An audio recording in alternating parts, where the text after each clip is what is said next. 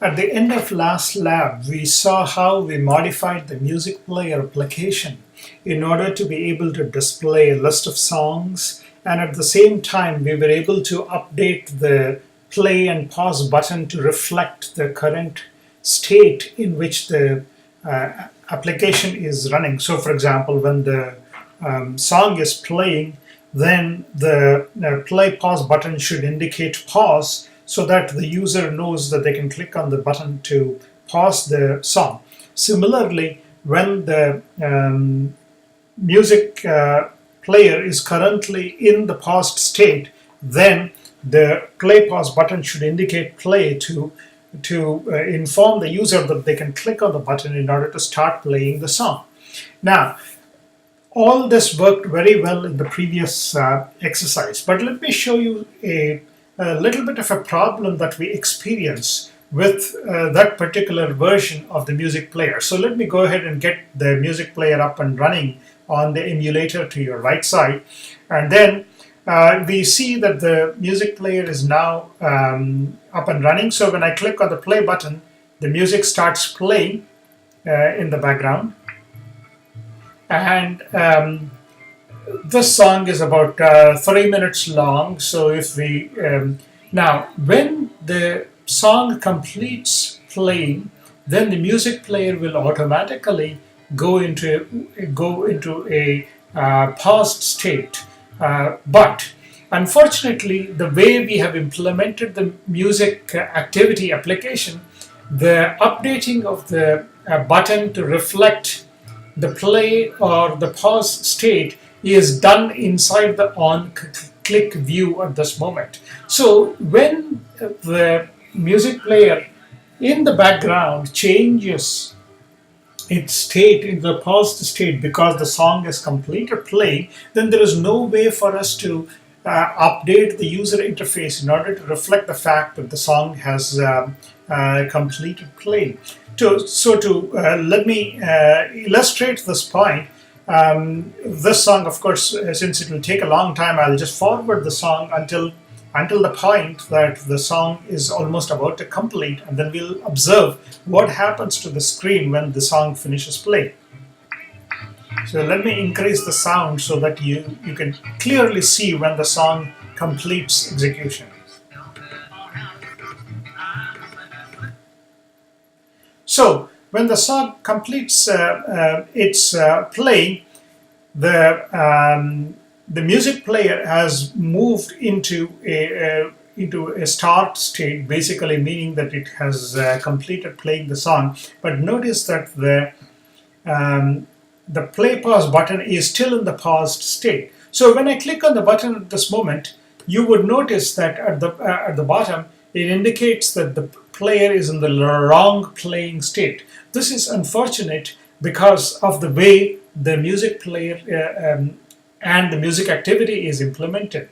Any change to the state of the music player is not being reflected on the view. This is the drawback of the way we have implemented the music player solution so far. It is intentionally done that way just to illustrate this point.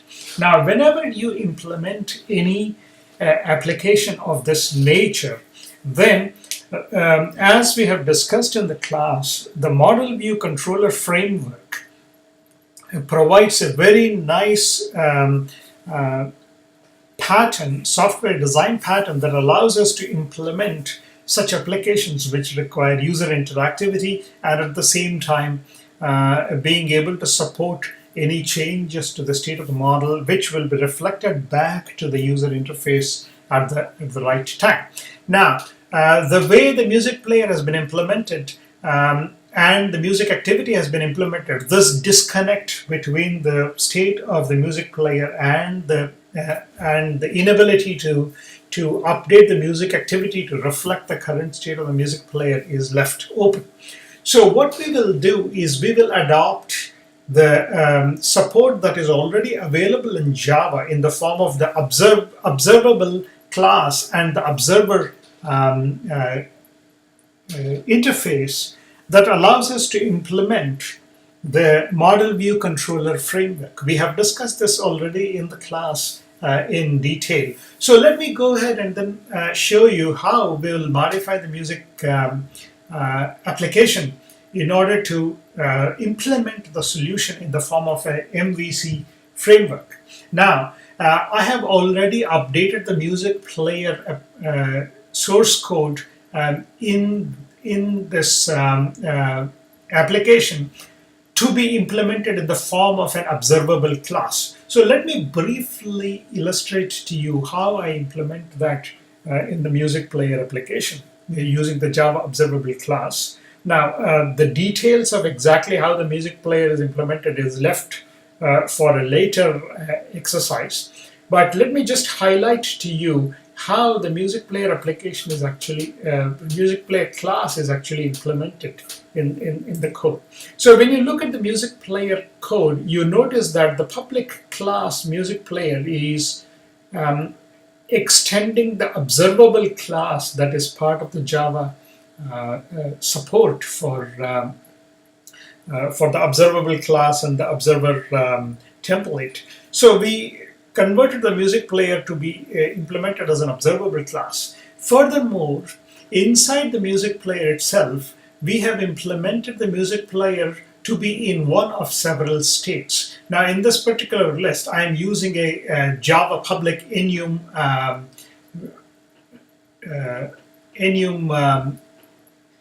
variable in order to store the or to declare the different states that the MusicPlayer can be in at any given point of time. Within the MusicPlayer code, depending on what is going on, I will change the state from one state to another. We discussed this briefly also in the class. Now, within these, of specific importance to us at this moment is the stop state, the ready state, the playing state, the paused state, and the reset state. The remaining two I haven't used in the MusicPlayer at the moment, but we will make use of it in a later version of the MusicPlayer. Now, coming back to the MusicPlayer class itself, we would, as the playing of the song transitions from one situation to another situation, the state of the MusicPlayer will keep changing. So when the MusicPlayer is first initialized, then it will be in the ready state, meaning that the MusicPlayer is ready to play the song. Now, when the song starts playing, it will move to the playing state, and then when the song is paused, it will move from the playing to the paused state, and so on.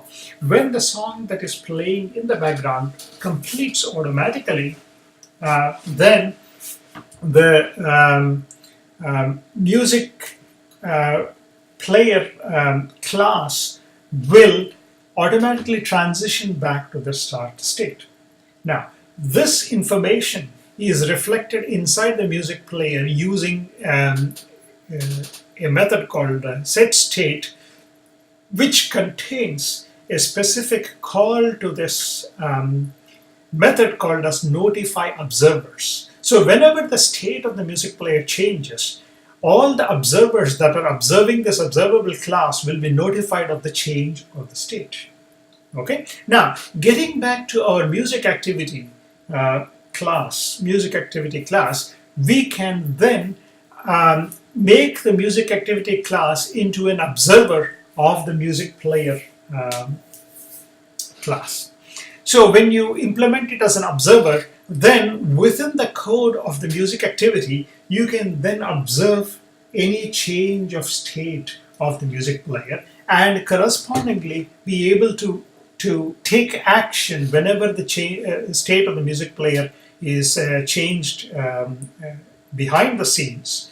So this basically is an implementation of the model view controller framework. Basically, the model is the MusicPlayer class in the background, and whenever there is any change of state of the MusicPlayer, that information is reflected back to the MusicActivity, and within the MusicActivity, I should be able to respond to the change of state. So to help me do that, what I will do to the MusicActivity is to also implement the MusicActivity with the observer template. with the observer template. So as I type in the observer template, you notice that it is going to complain about the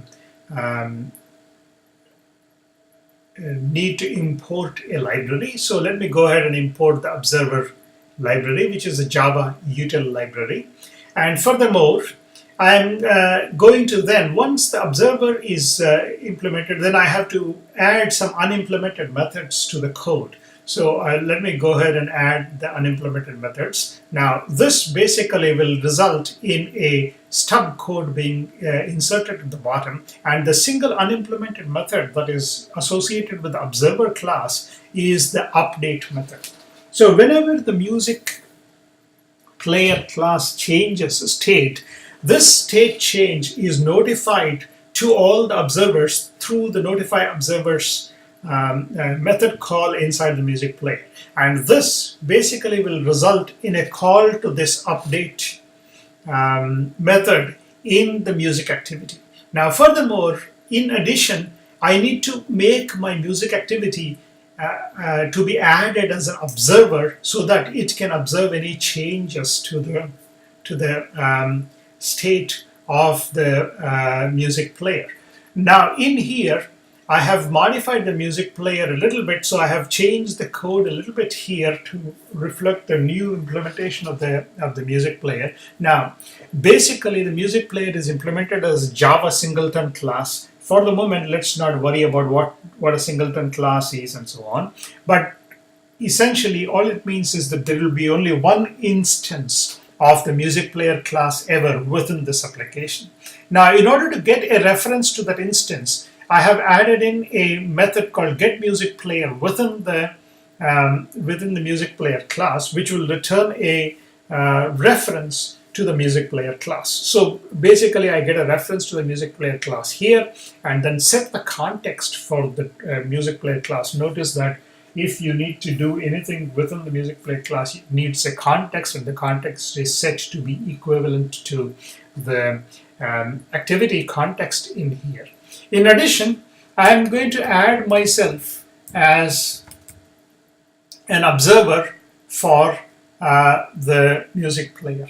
Okay, so to do that, I would simply say music player, add observer, and then this. So that this will end up adding the music player as an observer to the the music activity as an observer to the music player class. Okay, now that I have added myself as an observer, within the update,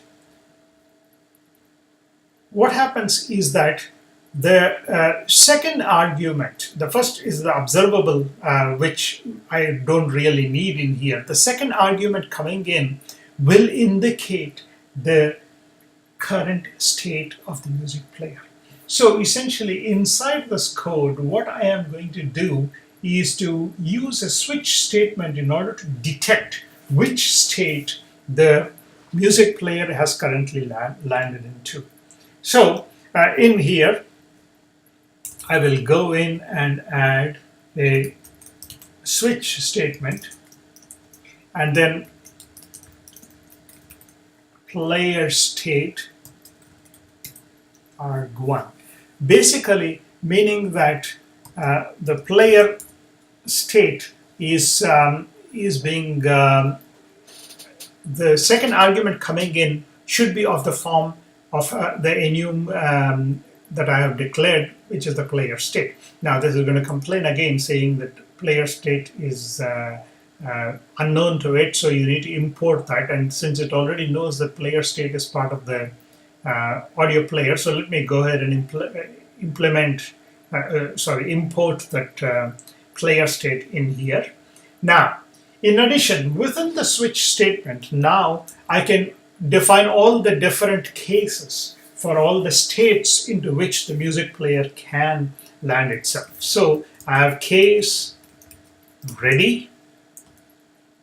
I'm going to go ahead and add in all possible cases first, so that it's more easy to explain all the code that I will include for each of the cases. Case paused, stopped,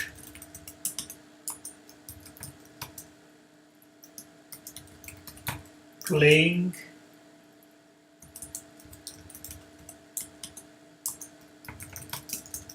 reset. These are all the states in which the music player can land into. And then obviously default, in which case I should not be doing anything specifically. So that completes the player state based switch statement here. Now, for each one of these situations, I should react appropriately to indicate what I am going to do. So for the ready state, let me add in.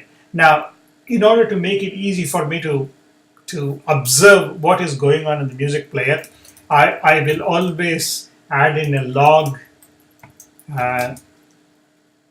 in here, just so that it's easy for me to track what is going on.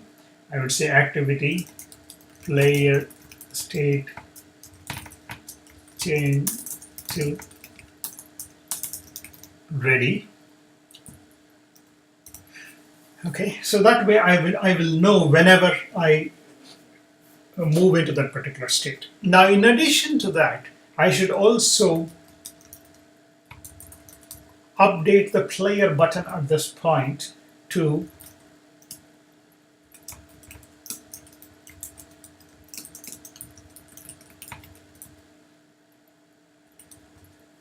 image button play, because now I am in the ready state, so that I'm ready to play the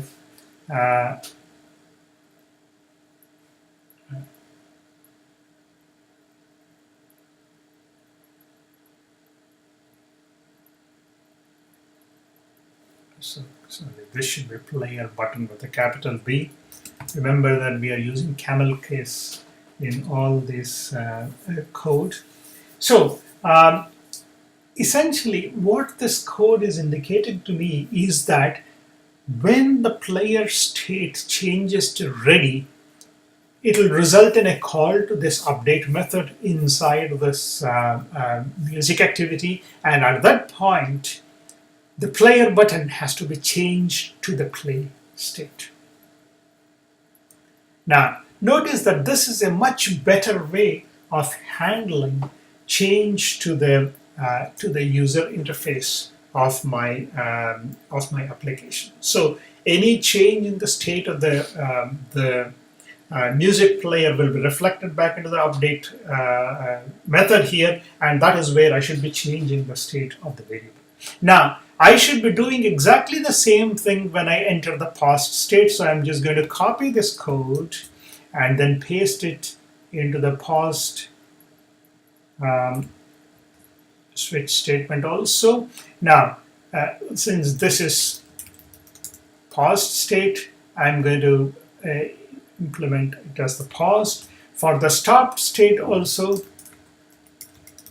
I will do exactly the same thing. For the reset state also, I should be doing exactly the same thing too. Okay? Now, all these different cases will result in my button being appropriately updated based upon the state into which my music player changes to. Okay? Now, for the playing, what am I supposed to do? When I enter the playing state, my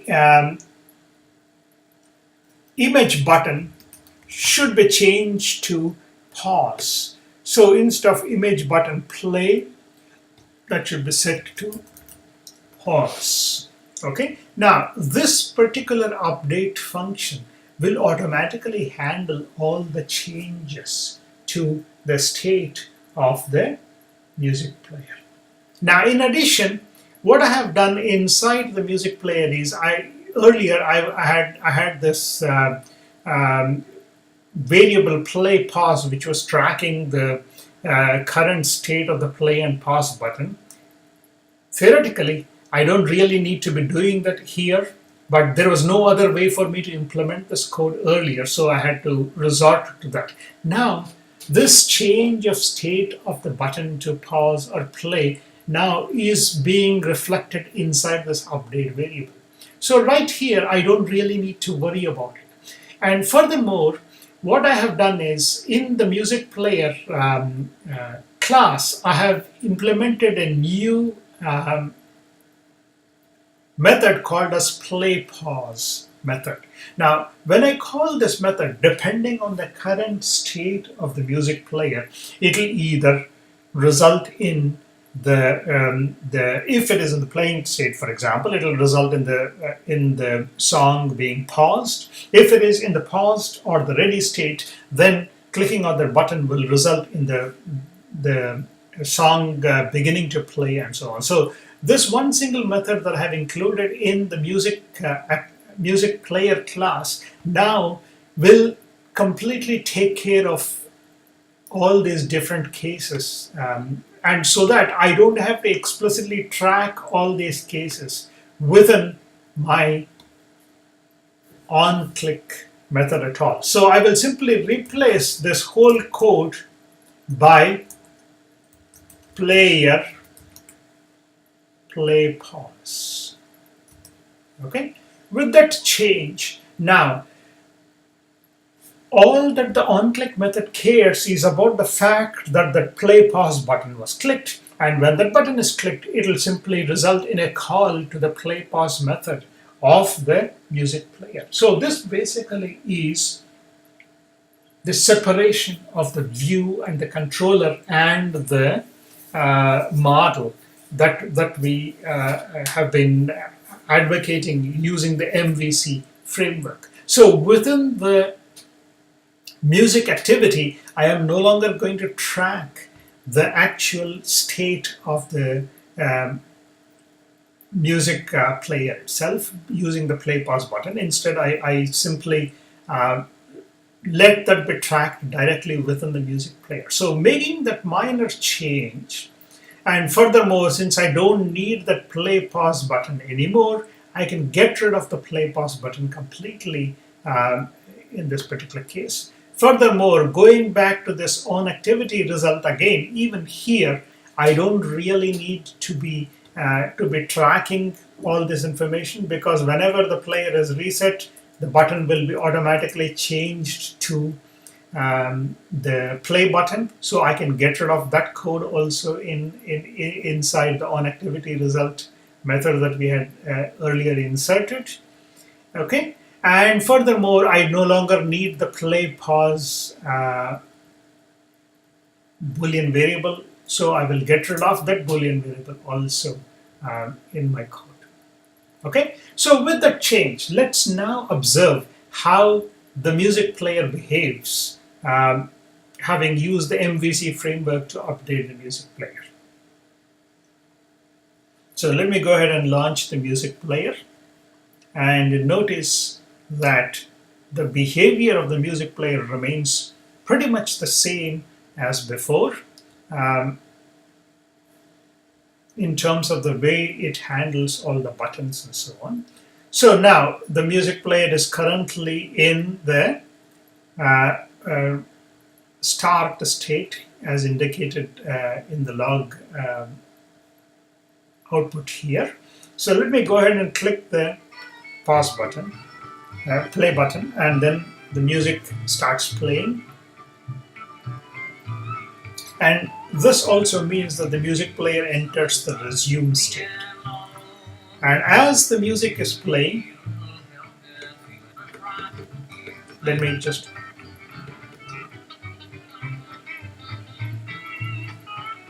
so when the music completes play, the play button should automatically change to the play mode.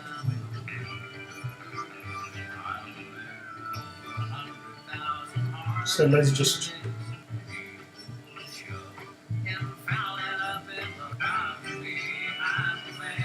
so at this point the song should end.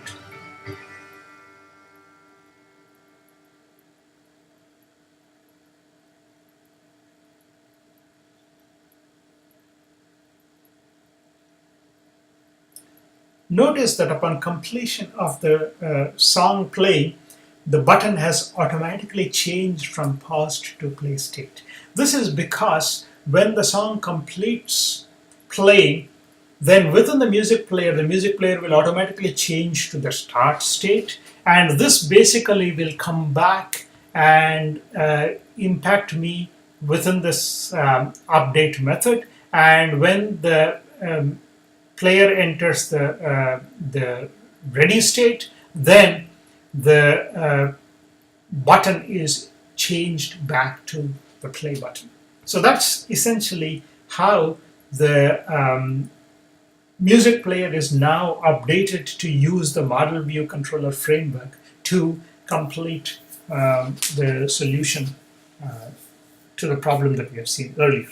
So let's complete this particular section of the music player application at this point, and then we'll continue on with the next section to update the music player even further in the next part.